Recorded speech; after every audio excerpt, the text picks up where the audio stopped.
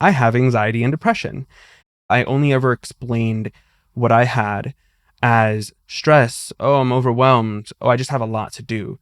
But I never had that language because it was something that wasn't discussed in my household growing up and wasn't discussed in my community, really. And so despite having support, and I think that's super important, that was a major barrier.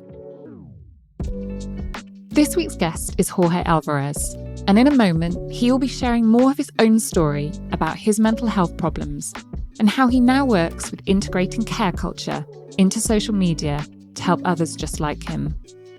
And we will, of course, be talking about how mental health problems will look in the future and how best to cope with them. Welcome back to Lives of Tomorrow.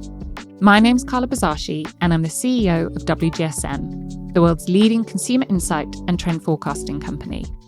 In this podcast, we focus on what our lives will look like in the future, our lives of tomorrow, and how all the trends and forecasts that we predict at WGSN will shape the way that we'll live our lives. Jorge Alvarez had a crisis during his time as an undergraduate student.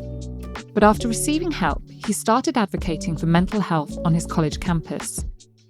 Soon after, he took his stories and experiences to social media platforms, including TikTok.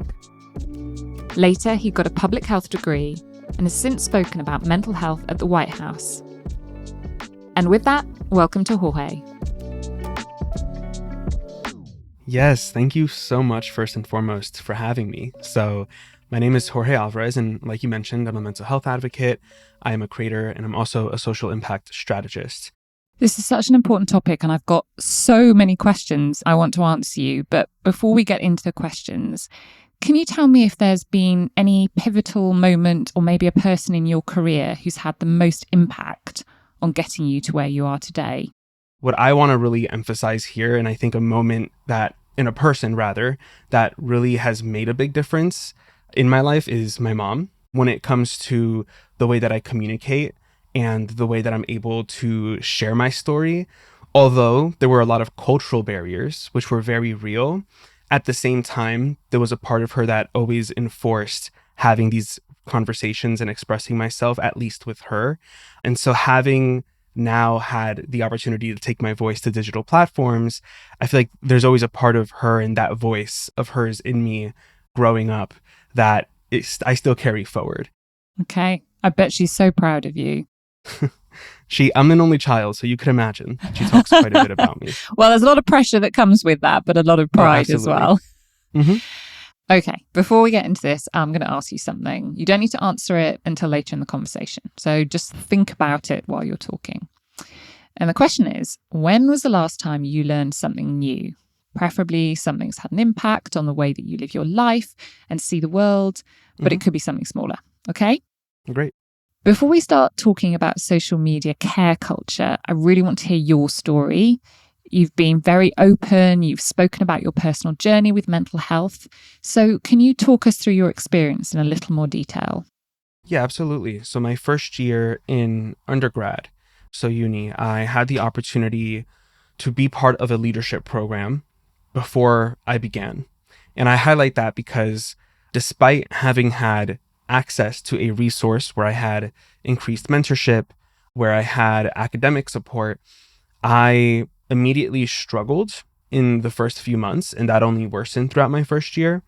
I didn't, have really any understanding or language of mental health, of anxiety, depression, etc. I only ever explained what I had as stress. Oh, I'm overwhelmed. Oh, I just have a lot to do. But I never had that language because it was something that wasn't discussed in my household growing up and wasn't discussed in my community, really. And so despite having support, and I think that's super important, that was a major barrier. Second, I'm also a first generation college student. So the first in my family to attend college. And for me, that was super challenging because it's not like I had an uncle that I could text and say, hey, like, I'm really struggling with this. How did you do it? And for me, that was really challenging because my parents were going through very real financial struggles that I felt were way above my experience with my mental health. And so I didn't want to burden them either. So there's so many layers, but all of those different factors led to me experiencing my own crisis, just experiencing really severe depression, anxiety. And it got to the point where I literally did not know how to get out of it. And thankfully, when I went on my winter break, I think that was a pause that I needed. And then I thankfully went on a service trip, my spring break, that allowed me to finally feel not alone.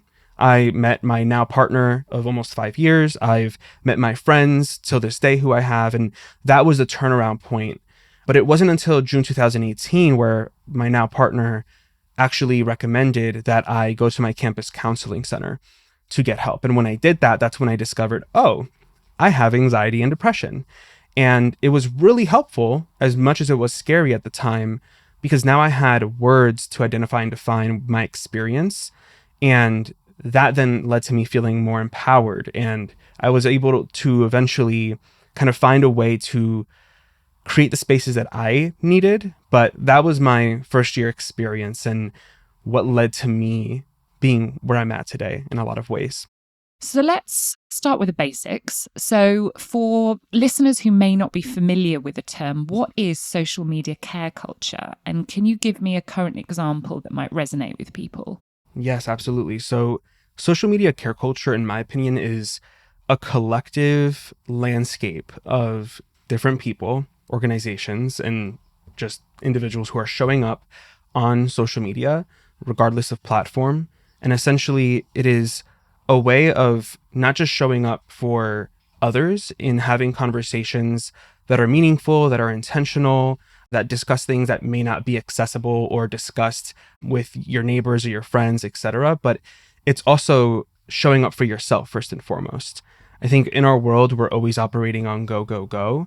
And although in-person connection is invaluable, and that's something we all crave as people, the digital landscape has allowed us to bridge and form a lot of these connections that I think we lack, and have those conversations that we lack that are pivotal to our personal development, to our mental health, to our growth. And for me, social media care culture is exactly that, is doing all of that online in that atmosphere. And it's also a way of recognizing that everyone is going through something. And at the same time, we're all having very similar and shared experiences, even though they may not be spotlighted in the mainstream. And it's a way of leaning into that as well. I worry. I was going to say, do you worry? Let me say, I worry. So tell me your response to this. But people who are suffering from severe clinical depression, memes, conversations online, they probably need medication. Not everyone agrees with medication, but they probably need medical intervention of some form. I guess my concern is this maybe not stopping people, but it's a sort of band-aid, and that they need to more quickly get to professionals who can give them the help that they need? Oh, I love this question because I think that social media is both a tool that makes and democratizes mental health resources and education, makes it more accessible. Absolutely. And I think that a lot of folks can benefit from hearing others' stories and connecting with people in that way.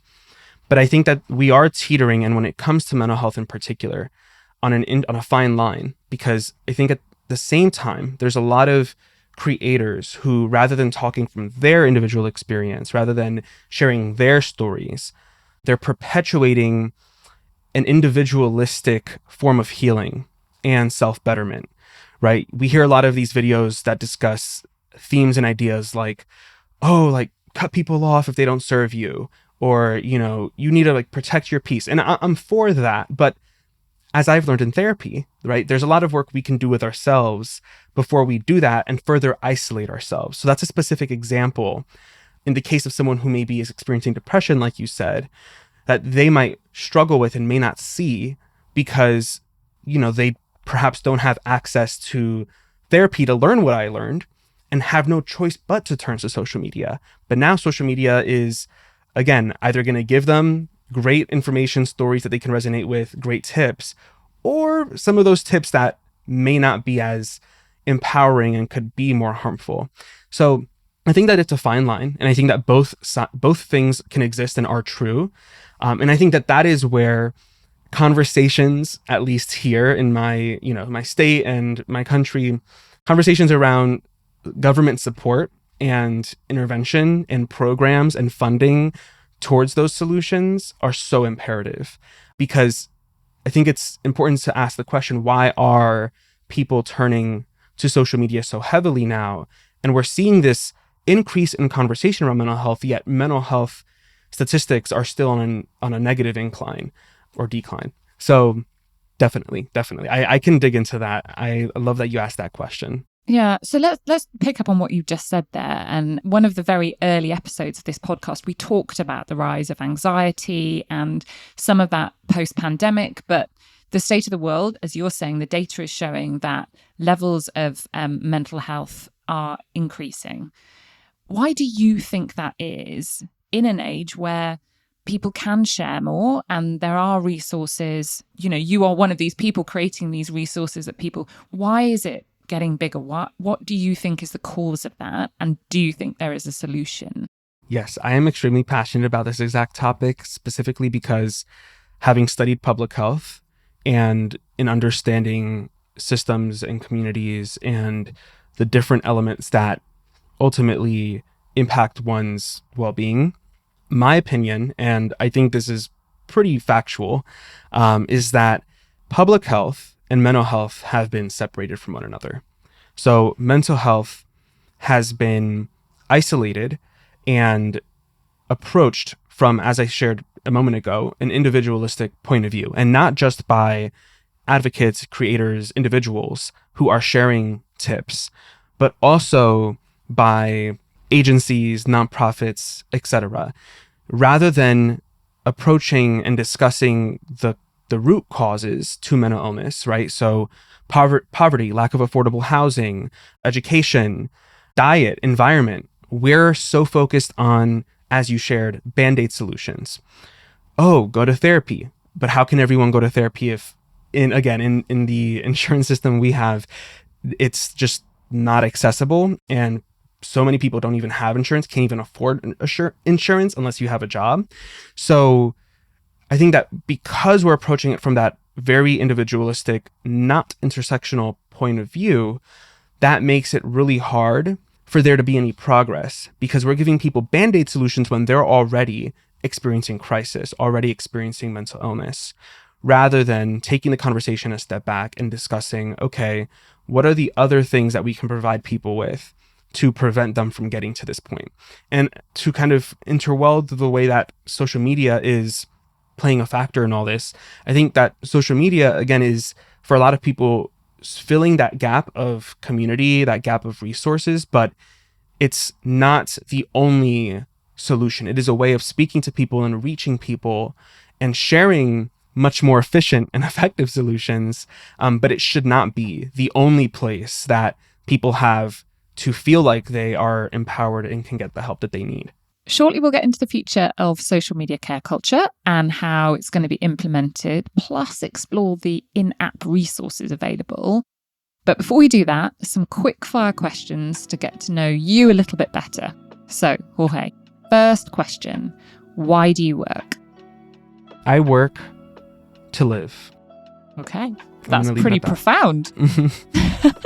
Do you have a sense of purpose in your work? I do. I do have a sense of purpose in my work. Thankfully, different paths of mine aligned, right, with my advocacy and the work I'm doing now. And so I think that my sense of purpose is really just continuing to do what I did a couple of years ago in undergrad and what I'm continuing to do now, which is creating those spaces for people and capturing stories that people can resonate with and in turn feel empowered to focus and prioritize their own mental health. Do you have a sense of purpose in your life? I do. I love this question. Sense of purpose in my life. If you're asking me, that's pretty profound. And I think that for me is really reminding myself that I'm here to just exist.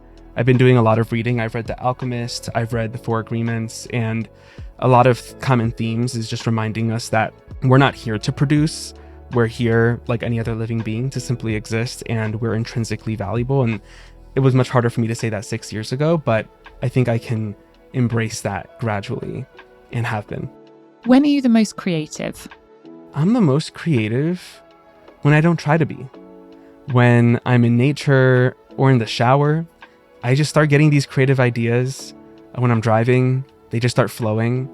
And I'm currently reading The Creative Act. I'm mentioning a lot of books here, but The Creative Act, and it talks a lot about how it's not necessarily about activating the creativity in you, but just having the space to allow that creativity to come. And I think that that's so true.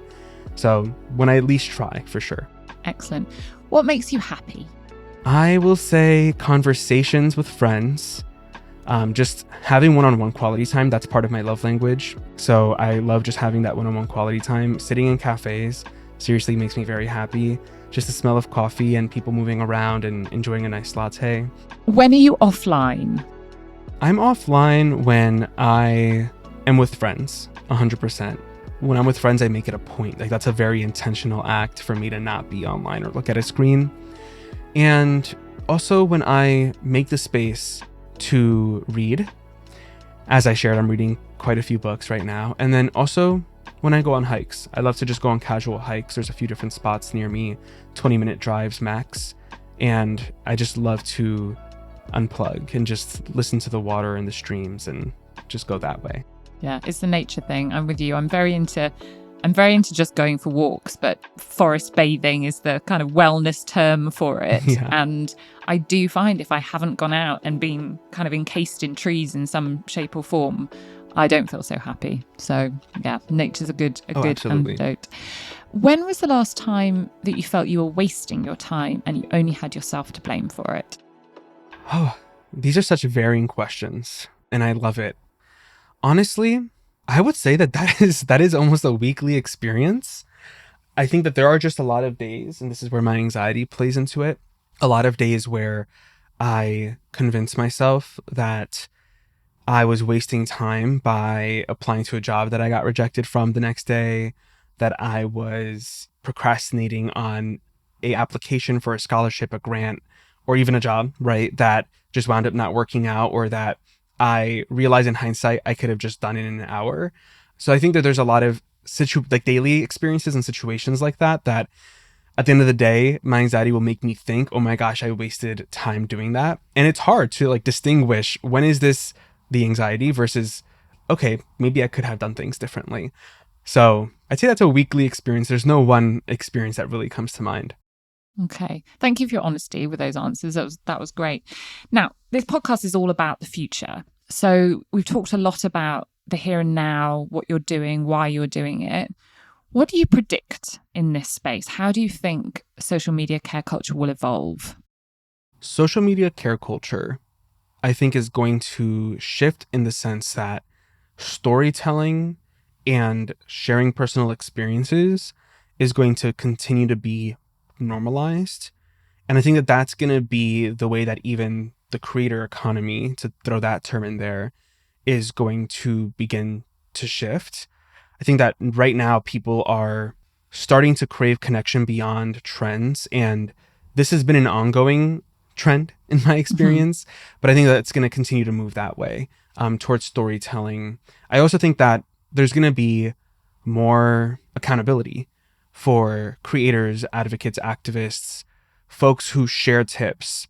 Because as we mentioned, a lot of times folks tend to perpetuate an individualistic approach to things or perpetuate solutions that worked for them and frame it in a way that it's something that's going to work for everyone. And I think that there's going to be more accountability around and more care around the way that people navigate those conversations, for sure.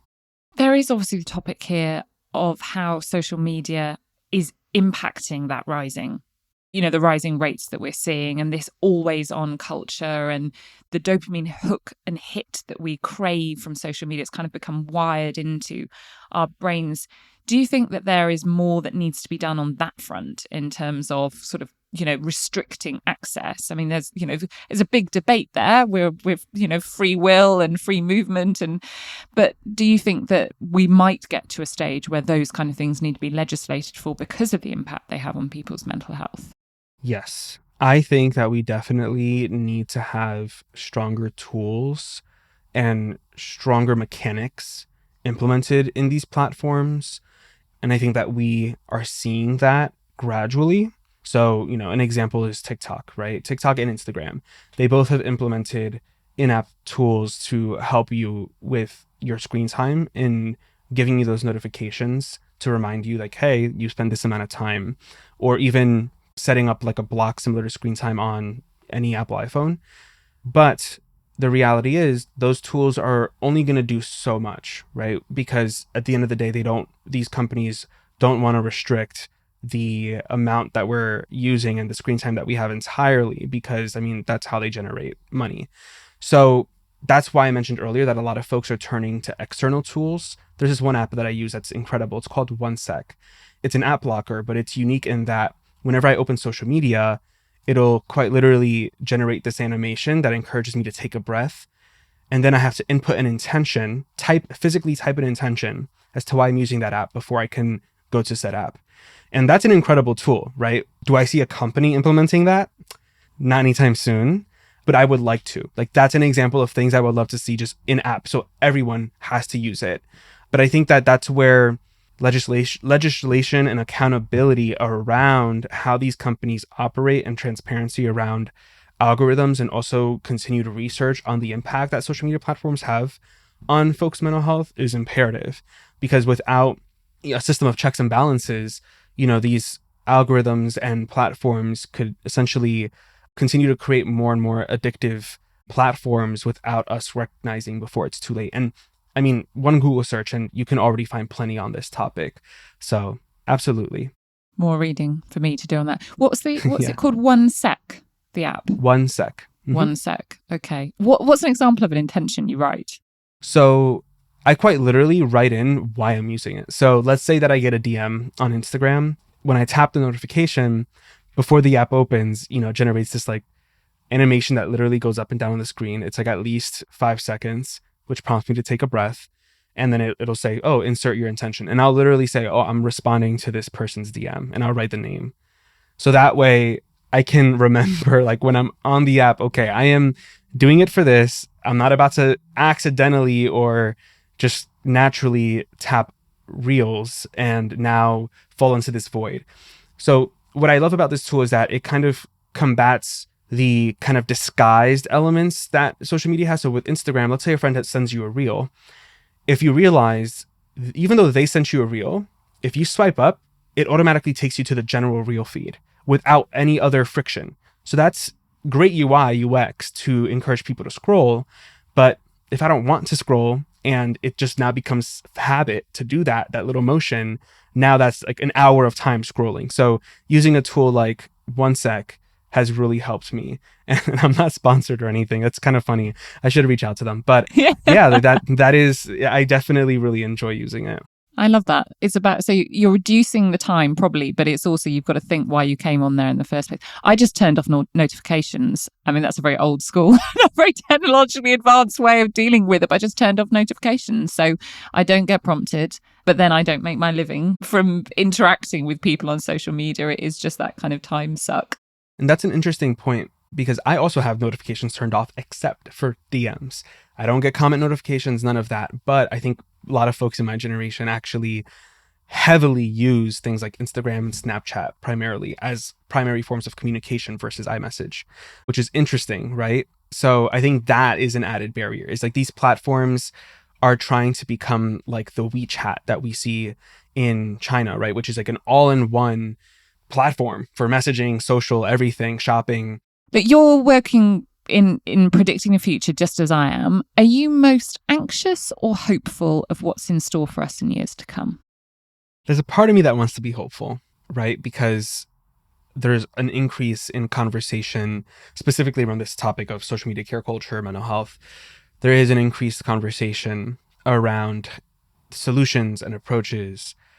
But as people who use data and understand data and understand how history tends to repeat itself and continue for quite some time before change happens, I think that's where I'm a little bit nervous and skeptical, because, again, mental health trends in the US and globally have continued to be on an incline for 3 decades and nothing has changed.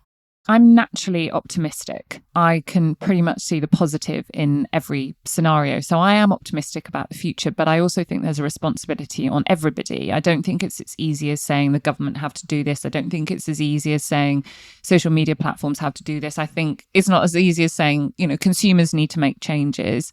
I think it's on everybody to do their little bit, and that's how things improve. And I think talking is one thing, but I think action is another.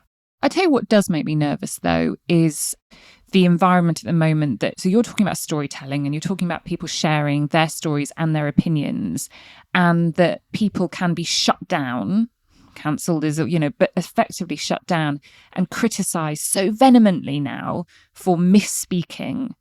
And that does give me cause for concern, because what you and I are saying here and now is that we need to encourage people to talk more. And I do think people are getting nervous about sharing. And, let's not stray into kind of other more contentious topic areas, but that worries me, that for this world to become a better place, people need to be comfortable with sharing their opinion. And people also need to be comfortable with disagreeing with other people's opinions, but not that then becoming this virtual fight, and a virtual fight that sometimes spills over into terrible threats. That does worry me. But it comes back to, therefore, I think we've all got a responsibility to listen to other opinions and sometimes agree to disagree. That's a really great point. I was listening to a podcast that had Hasan Minhaj. He's a comedian, but an amazing creator. And he made a joke around this kind of, to your point of like how Twitter quote tweets should be a productive thing, right? You can add opinions on each other. But 90% of the time, if you see a quote tweet, it is not a positive take or building on the person. It's usually kind of a counter. And on one hand, we can argue that that's great, right? We're having discourse, and discourse is always can be in a lot of ways productive. But to your point, I think that that's a very valid concern and something that we need to be conscious about, because that quote tweet example is a tangible example of how I think people getting feedback and people engaging in discourse could not be taken the right way, but could also be really challenging for some people. Let's get back to the question from the beginning. When was the last time you learned something new that's had an impact on how you live your life today? So when you mentioned it earlier, I wrote a few things down. And I think for me, what my mind really goes to, it really comes back to this idea of storytelling and how I view my voice. So I think years ago, I didn't really see a lot of worth in my opinions, my voice, what I had to share. And I think this is perfect to the conversation we were just having. But for me, what I recognized was just by sharing my own experiences and by sharing what's worked for me, what hasn't worked for me, that is part of building connection, both on and most importantly, offline, right? Embodying that and practicing it in my day-to-day has really, really changed the way that I've been able to deepen friendships and build intimacy in friendships. It's changed the way that I can be a son. It's changed the way that I'm a partner. And I think it's also informed my work, right? It's informed the way that I view how I'm leveraged in spaces and how I can leverage my own voice in a lot of spaces, and recognizing that, whether I'm working on something that's specifically about storytelling or just sharing what I think is empowering and impactful, that there is so much strength in that. And I know this is like very broad and not skill oriented, but for me, I think that is what comes to mind when I think about kind of all facets of my life. Thank you so much. This has been such a fascinating conversation. I feel we could continue talking, and this could lead us into many other topics, but we are on time. So I'll thank you again for being here with me today, talking about social media care culture and everything that goes into it. And I hope everyone listening does feel a little bit positive about the future, but also feels maybe a bit more equipped to go and find more information on this topic. Jorge, how can our listeners track you down? Which social media platforms should they be going to? Yeah. I mean, I'm on Instagram, TikTok, YouTube at Jorge Alvarez, first and last name, just with an I in front. And you can also find me on LinkedIn, as everyone can. But other than that, I am always here to have a conversation. If anyone has an opinion they want to share or wants to have, like we discussed, that discourse, I'm always open to that. And thank you so much for having me. I really, really appreciate it. Thank you, Jorge, for your work with others and being so open with me about your own journey. That's it for today, I'm afraid. I hope in this episode you've come to understand exactly what social media care culture is, how it impacts us, and from this discussion maybe formed a new view on the topic.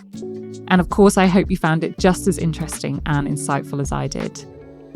As always, you can let me know what you think about this podcast and the direction you want it to be going in. Write to me on lives@wgsn.com to give me your input. Next week, my colleague Bethan Ryder, host of WGSN's Create Tomorrow podcast, will be talking all about Milan Design Week, so make sure you tune in for that one. I'm Carla Bizarshi, CEO of WGSN. I'll see you next time.